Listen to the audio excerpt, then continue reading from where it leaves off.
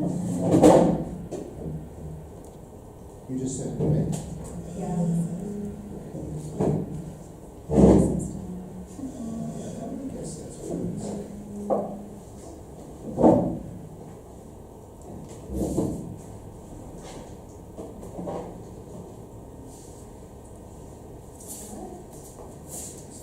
Sorry, I didn't want to say that earlier.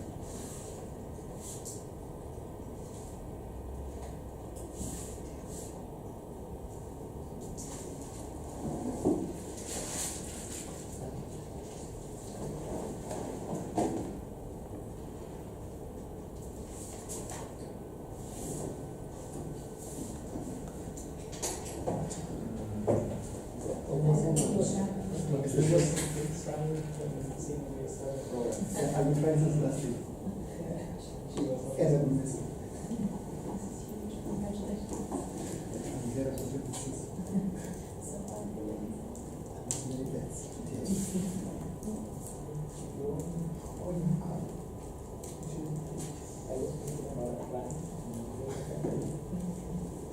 I'll bring it tomorrow.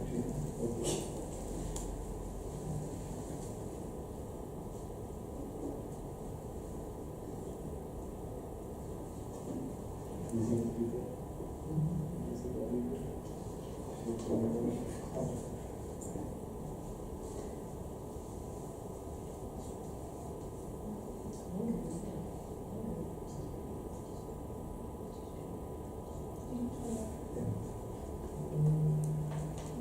You missed it, right? Well, I can still get you. Yeah. It wasn't that interesting. If you didn't miss it.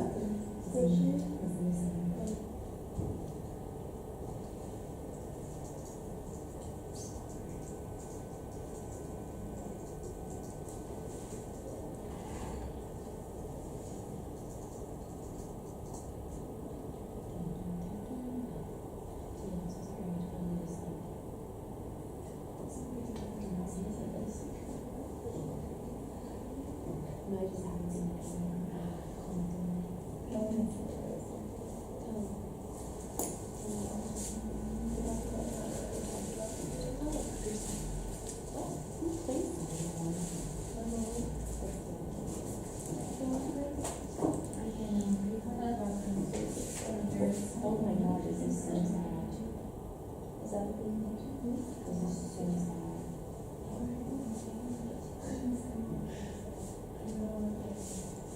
You mentioned that. I love And this, we like to.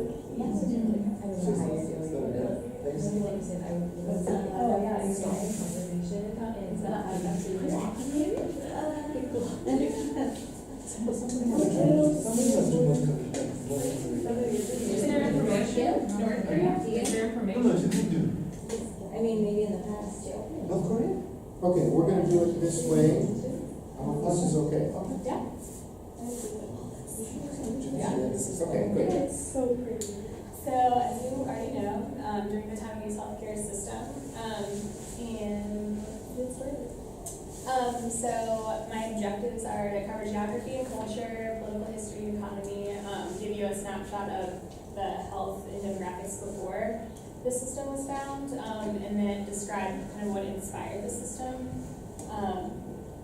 And then show you the elements of the healthcare system, and then describe kind of what it looked like post-reform, and what the achievements of this would be after. So the geography of Taiwan is obviously an island. To the east is the Pacific Ocean, and to the west is the South China Sea. It's roughly the size of the Netherlands, so it's pretty small.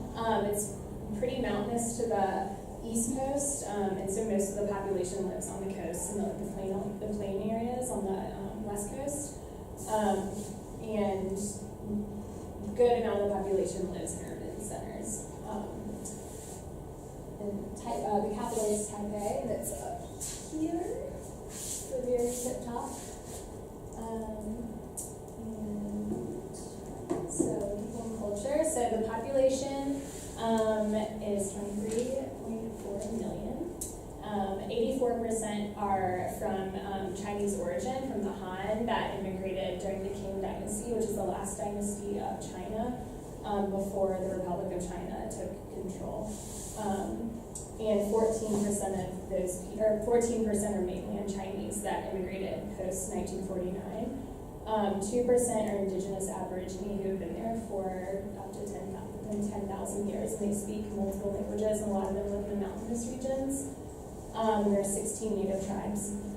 So foreign residents make up about, they're about 90% foreign residents are Indonesian, Vietnamese, Filipino, and Thai. The official language is Mandarin, but there are still certain Bukien dialects spoken throughout the country, as well as English. Everyone speaks English there as well. The major religions are Buddhism, Taoism, and then certain hybrid Confucian and Taoist folk religions. So the median age is 40.2 years. Life expectancy of birth, and this is today, life expectancy of birth is, for women, is 83.5. For men, it's 77. Births per 1,000 are 8.6, and deaths per 1,000 are 6.8. Population growth rate is pretty slow at 0.2%. Unemployment is pretty low. The 2017 estimate was 4% unemployment. It's a highly educated country. It's 96% literacy, so those over 15 can read and write, 96%.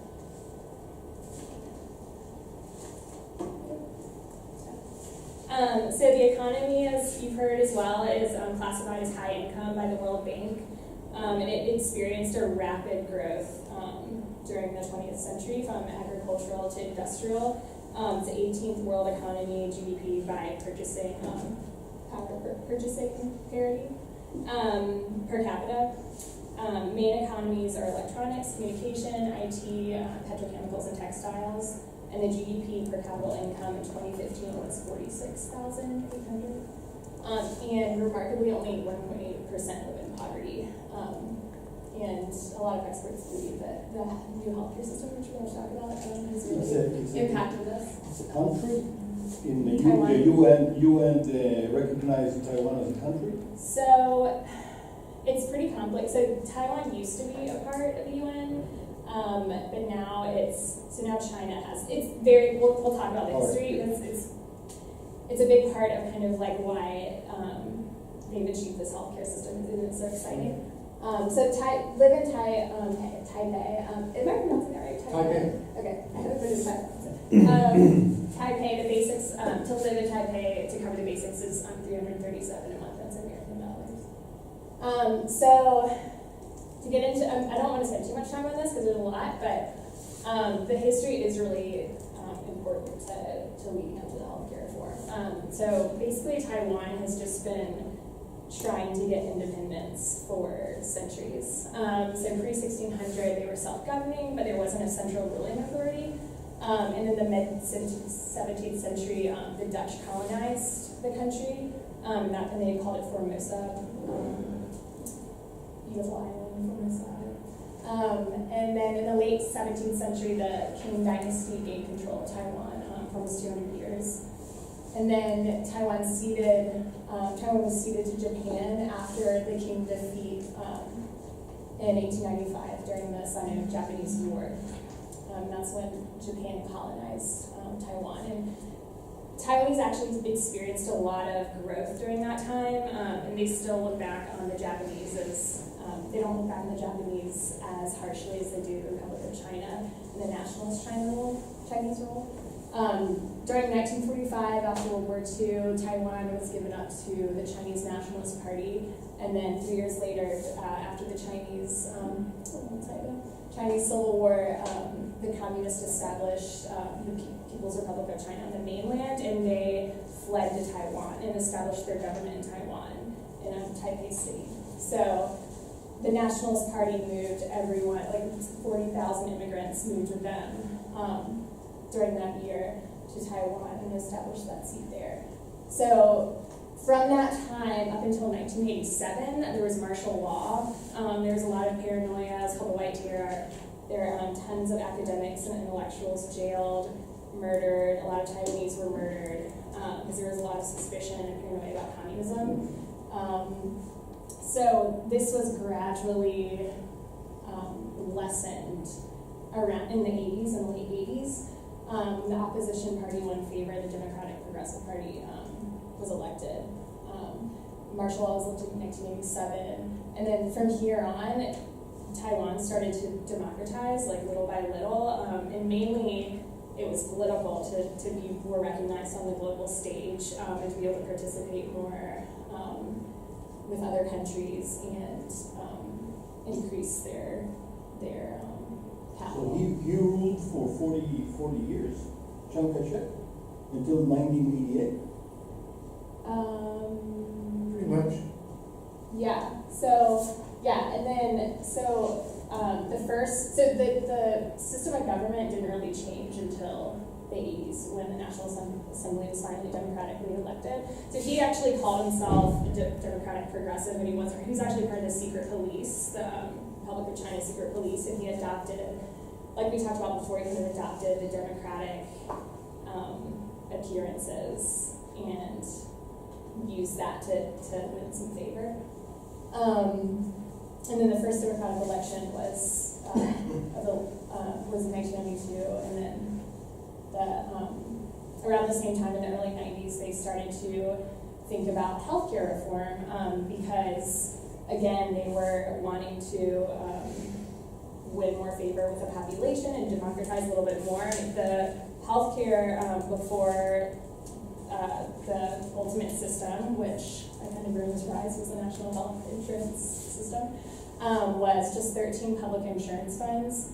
And it only covered a little over half the population. And it was largely just the working population, so the elderly, the young populations were just totally left out.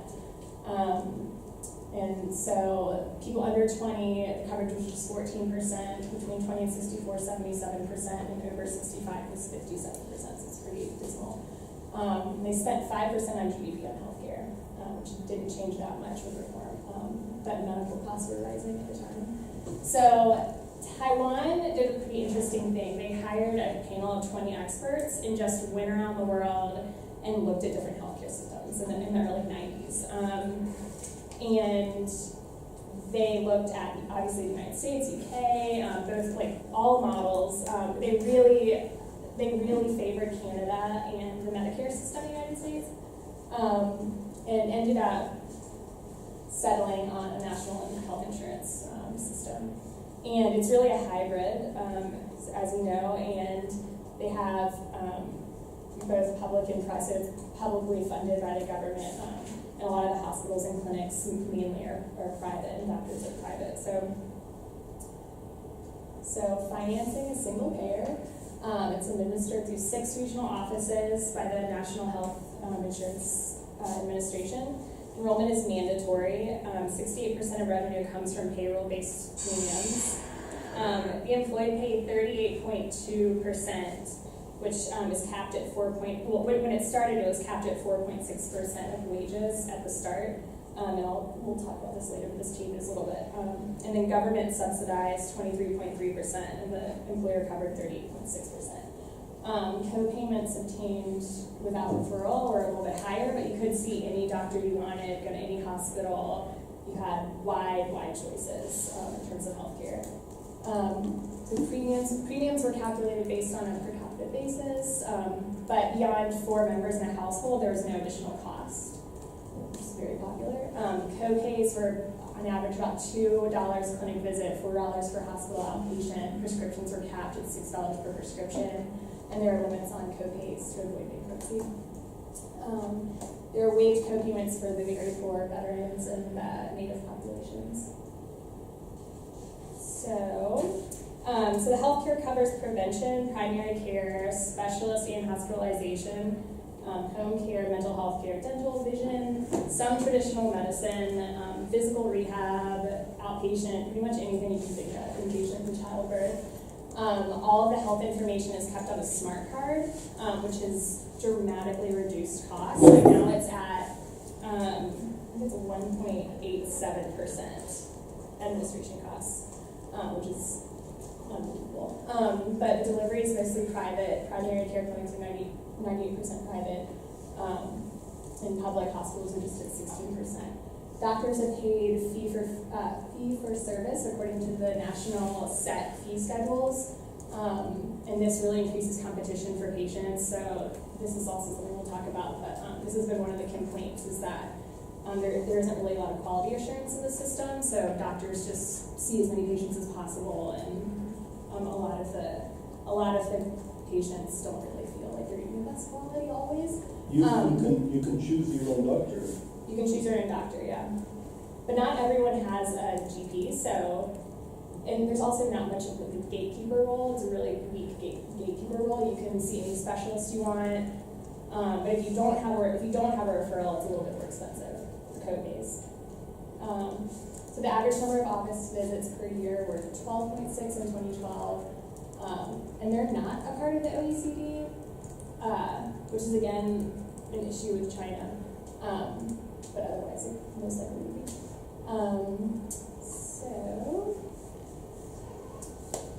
So the impact of the national insurance policy system was that it had the greatest impact on those aged less than 20 years, followed by the elderly, and least among the working age population who had already had health insurance before 1995. The proportion of the previously uninsured elderly people receiving outpatient care increased from 33.61 to 61.58%, which is pretty substantial. And after it was introduced, the previously uninsured and uninsured met almost identical rates of utilization. So a lot of people were seeing the doctor after this. There was a decline in mortality from tuberculosis and septicemia, which is like bacterial blood disorders. During a study period of one of the studies I looked at between 1998 and 2006. The 1-year mortality rate fell after the introduction of NHI. Introduction was again faster for the previously uninsured. So coverage increased from 57% within a year to 95% just within a year. So he wanted this. They actually went out into the street and found homeless people and were just enrolling them. So just trying to get everybody involved. So now it's at 99.1% currently. And it was implemented within 6 months. So it's voted on and developed and then implemented within 6 months. Health spending only increased to 6% GDP after this. So the 2014 admin costs were 1.07, like I said, and they were kept really low because of the smart card, so everything's consolidated and streamlined. And then providers are paid immediately after seeing their patients. As of 2016, I'm 100% enrolled. So until 2010, expenditures almost always surpassed revenues, and they were really worried about a deficit. So premium rates were raised from 4.55 to 5.17% of the payroll income in 2010. And since then, they've begun to accumulate surpluses after 2012.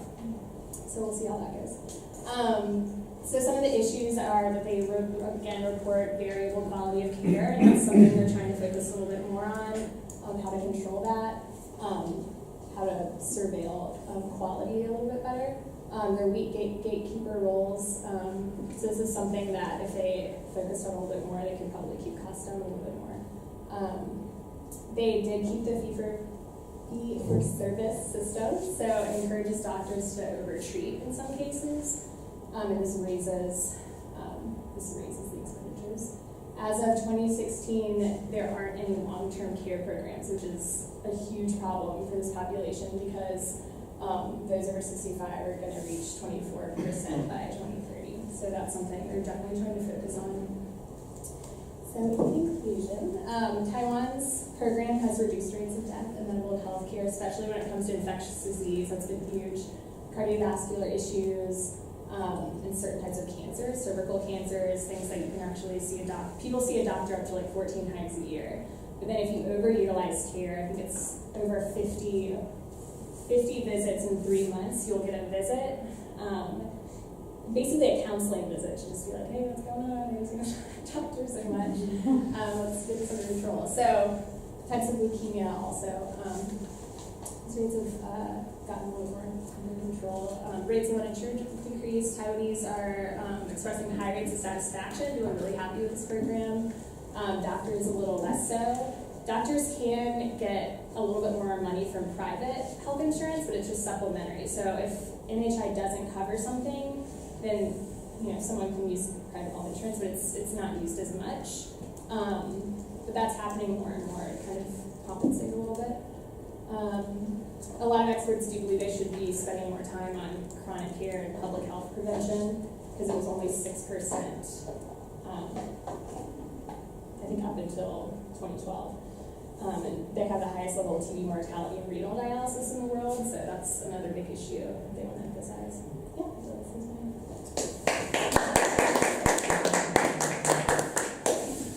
No private medical services in Taiwan? They're private clinics and hospitals, but in terms of insurance, Private insurance, yeah. Yeah, they're- Out-of-pocket payment, private insurance. yeah, I mean, you can use private insurance, but it's just to cover things that wouldn't otherwise be covered. What's the rate of the private spending on health? I think it was like 3% or something. Yeah, it was really low. And then before this, out of pocket was like 37%. That's a really shocking statistic. So the highest level of TB mortality in the world. Yeah, that was. I would really expect surprising. Africa, and especially TB, HIV co-infection. Yeah, How is that? I mean, did you read more into that? that was a health affairs article I read, and yeah, I was really shocked by that. Yeah. I don't know what I was saying. Two things I want to, thank you. Yeah. One is just historic, okay, because it's a little confusing, but it's pertinent. Is Taiwan a country or isn't it a country? So the history goes like this. Danielle said all of this. I'm just going to reframe it a little bit. At the time of World War II, China underwent a revolution led by Mao Zedong, and this was a communist revolution, and the government that existed before that was a right of center, far right of center, actually fascist government, okay, led by a man named Chiang Kai-shek. So this civil war occurs in China, the communists win, and the few remaining Chinese who are part of the nationalist Chinese movement get on boats and they head to this little island called Formosa. And because it's an island, the Chinese army just sort of gives up, army and navy gives up, and they decide for whatever reasons they're not going to take this final little piece of property into China, leaving a conflict that has never been fully resolved. Why? Because the government of Formosa, which becomes Taiwan, is strongly supported by the anti-communist world, especially the United States, who feels threatened by China and Russia. So the United States provides very strong military support. They just this week, last week, signed a $15 billion contract for airplanes from the United States to Taiwan. China, the Republic of China, considers Taiwan a province. It is still part of China as far as they're concerned. But Taiwan has sustained itself because originally of the very strong political support coming from the West, especially the United States. And Taiwan has modernized itself. So it is, for all intents and purposes, a separate country. But in the UN, it was China for many, many years. The Republic of China, mainland China, was ignored, was not a member of the UN because the United States blocked it. And over the years, as the United States and the Republic of China have come to terms with each other, one of the big things that happened was they switched. And now in the United Nations, China is mainland China, the communist country, and Taiwan has been pushed out and is now considered an observer or something like that. Also, the Americans don't recognize Taiwan as a country right now. They do and they don't. Yeah, it's the Taiwan Straits crisis that 1990. Yeah, something, okay? I mean, it was a Taiwan, it was a pawn in the Cold War and is still a pawn in many ways. So what is Donald Trump doing? I don't need to get into this a whole lot. He's very upset about Korea. He's blaming China. And to punish China, he's selling jets to Taiwan. So if China wants to fix the North Korean problem, he'll stop the sale to Taiwan. Taiwan continues to be a pawn. In the meantime, Taiwan has become a high-income, highly industrialized, very successful country. So for all intents and purposes, it's a separate country.